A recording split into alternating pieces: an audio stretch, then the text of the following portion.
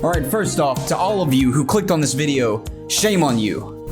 Did you honestly think that I was going to draw over and try to fix D'Angelo Wallace's art?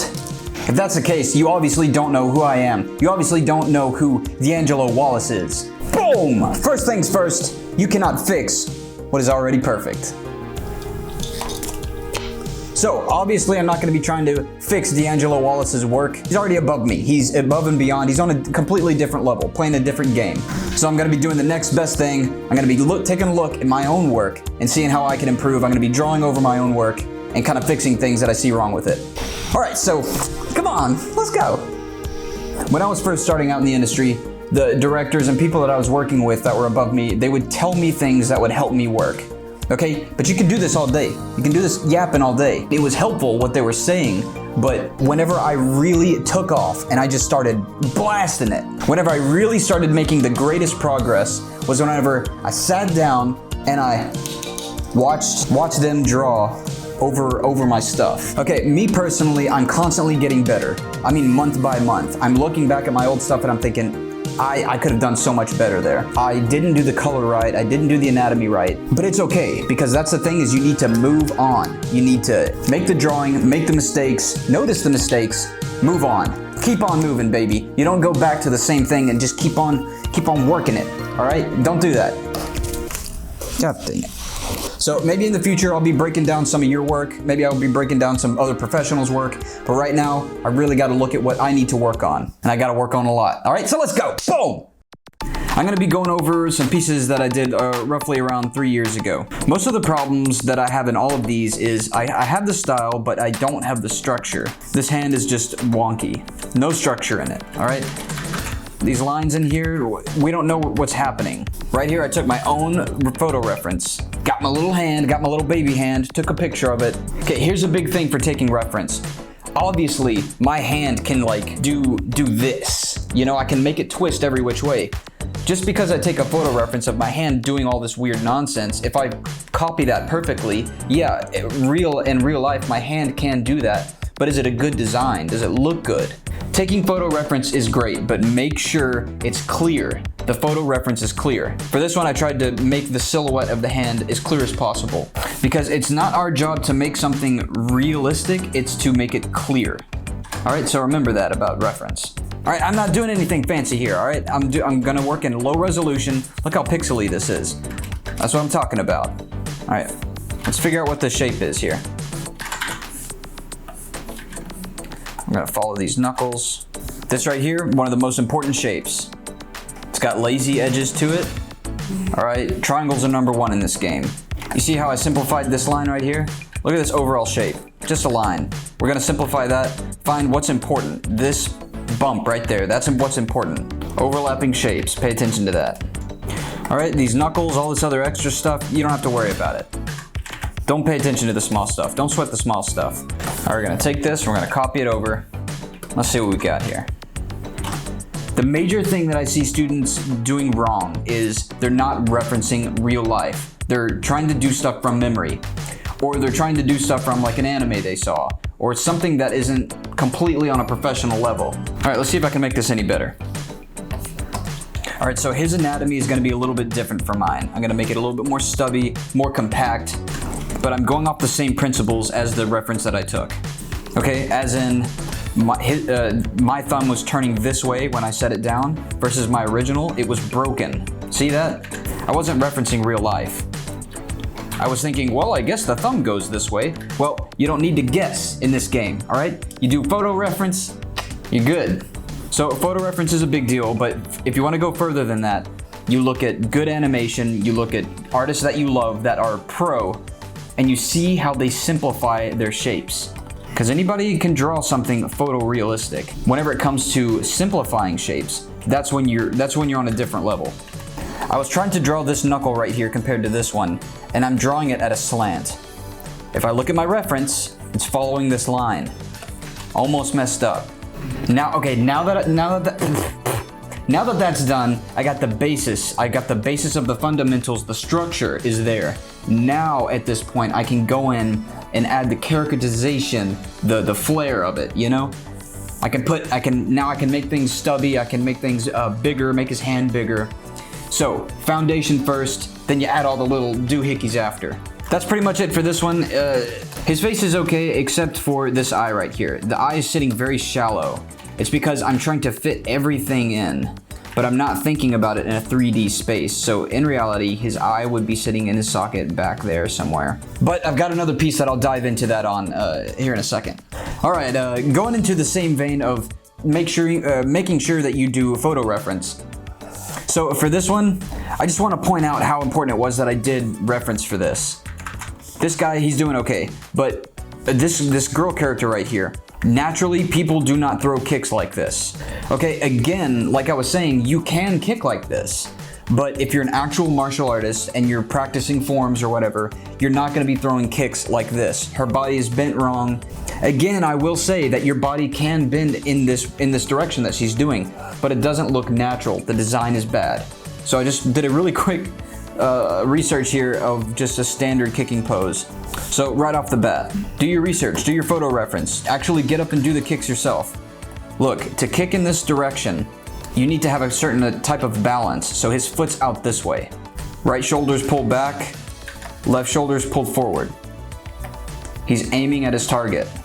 So if she were kicking with her right leg, you wouldn't be able to see her face. Just a quick note, make sure you do your reference. All right, moving on, boom. Okay, here we have Shi-Yun Kim. I've referenced him in another video. Check out his work if you haven't. Shi-Yun Kim and Jin Kim both have amazing character work that I just reference all the time. Doesn't matter what kind of work you're doing, reference their work for a good, solid foundation. Here's a very similar angle. And that's all we're trying to do, is just to see what a pro would do. Okay, only major note that I have for this shot is this right here. I always thought this was just the bridge of the nose. But if you look at his work and you look at good character design, everything flows into itself. Everything connects. If you ever see this bridge, it's connecting to the eyebrow. It is part of the eyebrow. And that helped me so much to realize that. So his eyebrow right now is floating in place.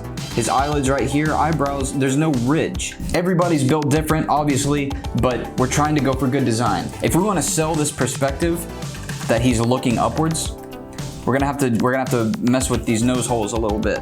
So the eyes are actually sitting on this platform of the cheekbone. So I'm slowly trying to add more structure to this. Bring down this brow line. Okay, I could do something like that. Okay, there's a lot wrong with this one right here, mainly because I didn't pose it out, but I'm gonna focus on her face. So when you're drawing eyes, I was just drawing these eyes floating on top of her face. I wasn't thinking about the structure that they're supposed to be sitting in. Let's try to figure this out. So for eyes, it's an oval. It's like a little football thing. All right, you know what? No, that's actually a little bit too complicated to start out. So let's start out with a simple oval. We're not gonna try to make some football shape here. Let's just see if we can get the socket down of which the eyes sit in. All right, the back is gonna be tapered upwards a little bit, depending on what kind of race you are. And you know, some people just kind of have droopy eyes, but for the most part, the back tapers upwards, bottom of the eyes go downwards. So from here, I take a look at the reference, and what do I see? This line and this line exist. Right there and right there, they do not exist. So let's carve those out and see what that looks like. There it is. I mean, that's pretty much it right there. That's the foundation. So from here, we can kind of tweak it into that shape. So it needs to be raising towards the tops here. So I'm gonna erase this out. I'm not even gonna add too much. I'm just gonna, okay, I'm in control here. I'm not guessing at anything. I'm in control of this piece. All right, that's a very, very simple eyebrow. And if I'm gonna want her to squint, I'm gonna bring up the bottom of her eye. Okay, if I'm squinting right now, I kind of feel where my muscles are doing. Yeah, the top of the lids, they're kind of closing, but what I really feel is my cheeks rising. So I'm gonna bring that muscle up on her, just a tad. All right, let's look at the original here. Look at that eyebrow. What the heck is that eyebrow doing? I wasn't referencing anything. I didn't have any structure. The back is going up. What is that? Let's see where these eyes are going. Eyes are going back here. All right, if she put on some sunglasses, how would the sunglasses fall on the perspective of her face? Right about there, so they need to sit on top of her ears. Make that chin have a slight curve. So it's gonna go, come out, go in a little bit, and then pop back out. But very, very slightly. Boom! Cool. All right, moving on. All right, this piece is pretty important. All right, check out his work. Look at my work. We're gonna focus on the face here. What do you see that's different here?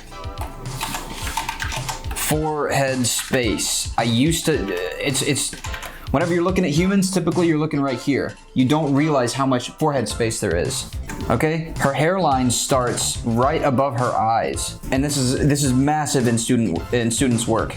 That happens all the time. Look at the forehead space here. All right, forehead space is real, y'all. Okay, here's just a really quick example of how I would fix that. Okay, I didn't want to repeat any information. That's why I kind of already had this drawn out. But the eyes, I started with the oval shapes again, and then I erased out the bottoms. Check it out. See? I mean, I could go with those type of eyes, okay, but that's a little bit more cartoony. I didn't want those eyes. Okay, right here, there's no structure in her brow line. So I added some more structure there. And obviously, I added some actual forehead space here. And adding the forehead space, I realized she had a very shallow head. The back of her head was missing. Again, when making art, especially me, I didn't notice how much space the head actually took up. But every race is different. Everybody's gonna be looking different. Some people got really weird, freaking, you know, elongated heads. But anyway, from here, from this point, now I can add the hairline however I want to, because it's gonna follow the structure. Again, here's one that I did not photo reference anything on. Immediately, if you got an eye for it, you can tell what's wrong. I drew this a long time ago, 2014 or 15 or something. The groin area is gonna be like right here. The thigh is gonna connect this way. This thigh, where in the heck is this thigh connecting to? If you know how a butt works, if you know how thighs work, it doesn't do that. All right. It's gonna connect to the other booty cheek and go up this way. All right, you gotta get your fundamentals in there. Figure drawing, life drawing. That's how I know how these things connect, and I'm thinking in a 3D space. Okay, moving on. This is one of my favorite pieces that I did, but one thing that always bothered me was this arm right here. You gotta have structure. I would go for something like this, the way his clothes would fold. Whenever you put on a jacket, whenever you put on a shirt, keep in mind, pay attention to the way the things fold. Whenever you turn your arm this way, it's gonna bunch up right here, and it's going to curl inside the inside of your arm. And so I wasn't thinking that. I was thinking in one dimension. I was thinking illustration. I wasn't thinking volumetric. See, this is just a little nub, okay? If that's the style you're going for, a little nub style, that's fine. But there's no volume in this. Again, draw the fundamentals, draw the structure, add the clothing on top of it. Moving on. Actually, I think that's it. I got to everything that I was trying to get to. Oh wait, no, that's not it. All right, here's kind of a bonus piece. Again, just a simple draw over. Let's take a look at what I was doing around here. Style, it's down. I got everything else down, okay? All right, we're gonna follow the perspective of his brow line here. Again, we're gonna erase this part out. All right, you learning something? Huh? All right, he's a little bit more relaxed, so I'm gonna soften up those eyebrows. All right, I'm just gonna erase that piece a little bit so it's higher up here, lower down here. Instead of drawing the pupil like a circle, I'm gonna draw it on an angle because our eyes, the pupil, you know, it sits on the surface of the eye. So when you turn this way, it's gonna become an oval, not a circle. All right, try to pay attention to where your characters are looking, where they actually appear to be looking. All right, and here's another tip. The bottom of these eyes, they're gonna be, you want them almost non-existent. You're gonna add a line there, but the line's gonna be very thin. The top, that's where the lashes are. The top of the eye is where the little lashes are, and that's what's gonna be the thicker part. And so it's gonna be darker line. Okay, if you wanna go real dark, you should make them real dark, and now he's got some big lashes. Let's take a look at this hair. Look, it's doing this. It's going down here, all right? There's no structure to this hair, so let's just figure out what. All right, see here, I have the major shape, all right? I know it's just a big old triangle, but from here, after I have the major shape down, the structure down, now I can go in and kind of tweak it the way I want. Keep the major shape, but let's bring this down a little bit to give it a little bit more flair, and then come up at the end. All right, you know what? I'm gonna leave it at that. I think that's good. So what really pushed me to have that foundation to break things up into very simple shapes was actually working on this video game. I was forced to create characters for a 3D game. So I had to think in a 3D space. I had to break them down in super, super simple shapes. Very simple shapes. Things that seemingly look intricate, but they can be broken down. And even some, whatever. Here you can see this is the first 3D model that we had back, and they're making the same mistakes in 3D that I was making in my drawings, which is nothing like these hair pieces. They didn't have an overall shape. So I had to clarify that overall shape. The face didn't have any straights. The face was just pure curves and mushy. And here again, the 3D came back and they didn't have a skull. They didn't have volume because they were thinking on an illustration level. They were thinking on a one-dimensional level.